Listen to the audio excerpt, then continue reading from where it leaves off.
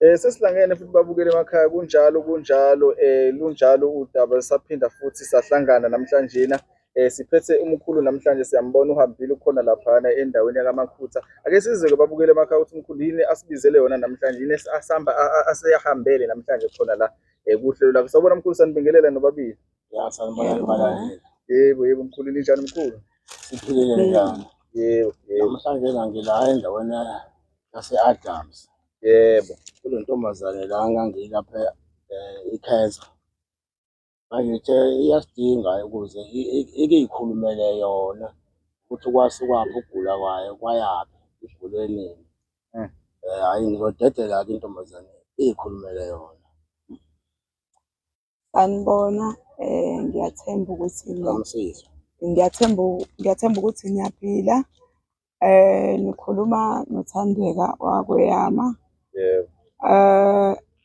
La ngizothanda ukubonga kakhulu, ngizonabisa ngomsebenzi kamkhulu abenza kumina noma esisaqhubeka esayenza nanamanje.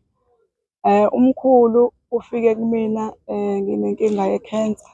I-cancer yami Yebo. ilokhu ngaqala ukuba nayo ngo-2000.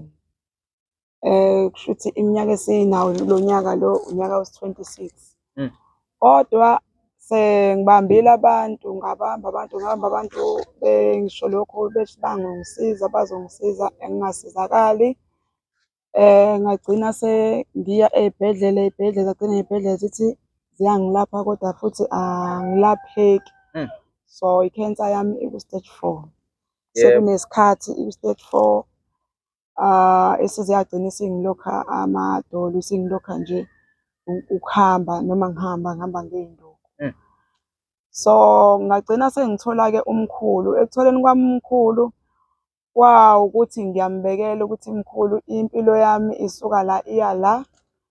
Umkhulu wathi hhayi ake sizame, asisho ukuthi nathi siyazi kodwa ake sizame. Ngaphuza imithi kamkhulu, uma ngingaphosisi ayiphelanga inyanga ngiwuphuzile. Wakhona umehluko engiwubonayo. Kulo mehluko engiwubonile kamkhulu, bekuney'ndawo ebengingakwazi ukuthi ebeyilokhekile, ngingakhoni ukuthi ngikhululeke, kodwa sigcine lezo zindawo lezo sikwazi ukuthi siqaqeke ngawo lo muthi kamkhulu. Yebo. And amagalelo kamkhulu engiwathande kuyena, ngithanda into eyodwa, akasebenzisi imali, akasebenzisi ukuthi mhlampe usebenzisela mhlampe ibhodwe, no, kodwa usebenzisela ukuthi usinde umuntu kuqala kunokuthi umuntu afe kodwa ube usize lube lukhona. Yebo. So umehluko ngiyawubona mkhulu kakhulu, engangoba ngiyakhona ukuyishinda ukuphansi, ngiyakhona nesilonda lesi enginaso noma sinabo ubuhlungu bokuthi siyakhipha ngezindlela esikhipha ngazo, kodwa umkhulu ufike wakhipha izinto ebekade ngingakaze ngiyikhiphe kunobuhlungu obungangilalisa ebusuku. So amagalelo kamkhulu ngiyawabona makhulu kakhulu, futhi ngiyathemba ukuthi nabanye asebephelelwe yithemba lokuthi mhlawumbe akuphileki uma unale sifo. Uyaphileka kodwa ngibagqugquzela entweni eyodwa ukuthi abasondele kumkhulu.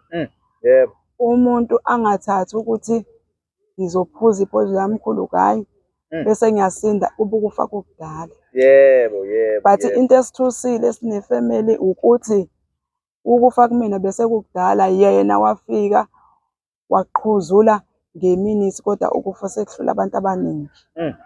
Ilokho nje engingakusho, nokubonga umkhulu uDube nje. Yebo. Ake sizwe labo odokotela ukuthi odokotela bese bekudishajile. Bese bengidishajile odokotela, bathe bahlulekile. Baqale bathi angiyohlala nomndeni wami. So bengiwumuntu wento ehlinzwayo. Njengoba sengigcine senginesilonda bese ngingafuni ukuphola. Benguwumuntu oseze wagcine eselimala nje ngendlela bethi bayazama bona, kodwa bagcina sebehlulekile sebethi angiyohlala ekhaya. Lolo gaba mhlawumbe sebekusho kwaze kwayikathathu.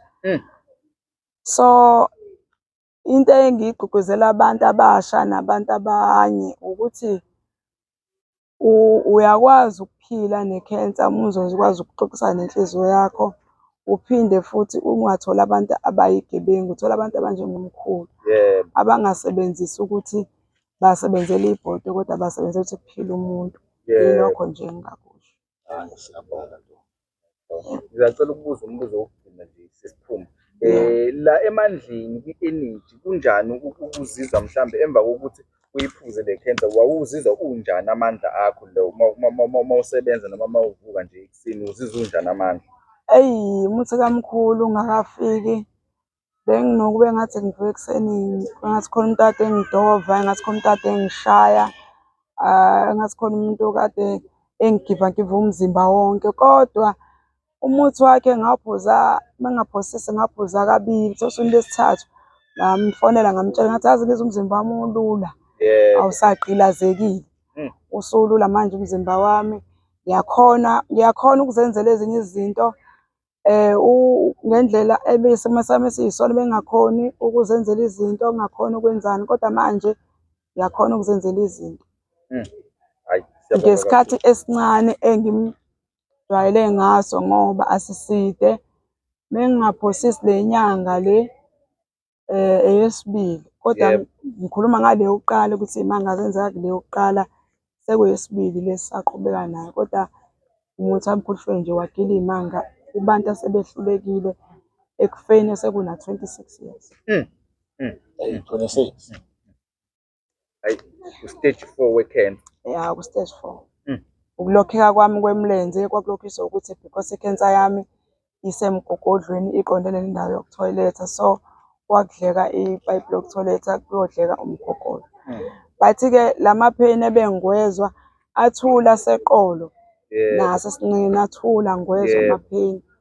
Kuyikona ukuthi isilonda angeke sisithathele manje sithi sizovaleka manje, kodwa ngiyawubona umehluko. Okay, yebo. Hhayi, siyabonga kakhulu nezelwa-ke babukeli emakhaya, sihambile sisendaweni yase-Adams, sihambile naye umkhulu uDr Dube.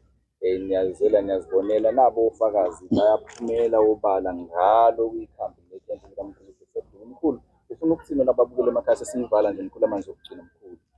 Hhayi, ngithi abantu abasondele bawusebenzise lo muthi njengoba bezwa nokuthi lo okhulumayo uno-26 years. Yebo. Agula futhi bese egqoshiwe ngisho nasey'bhedlela. Yebo mkhulu. Kodwa nangokomkhulu uDube-ke usayizama ukuthi ayiqaqe le nto le ukuthi umuntu aphile. Yebo mkhulu. Nangu uyaphila manje uyanjengengichazela. Yebo mkhulu. Hhayi, asibonge balaleli. Yebo, siyabonga mkhulu. Hhayi-ke siphume kanjena mkhulu. Yebo.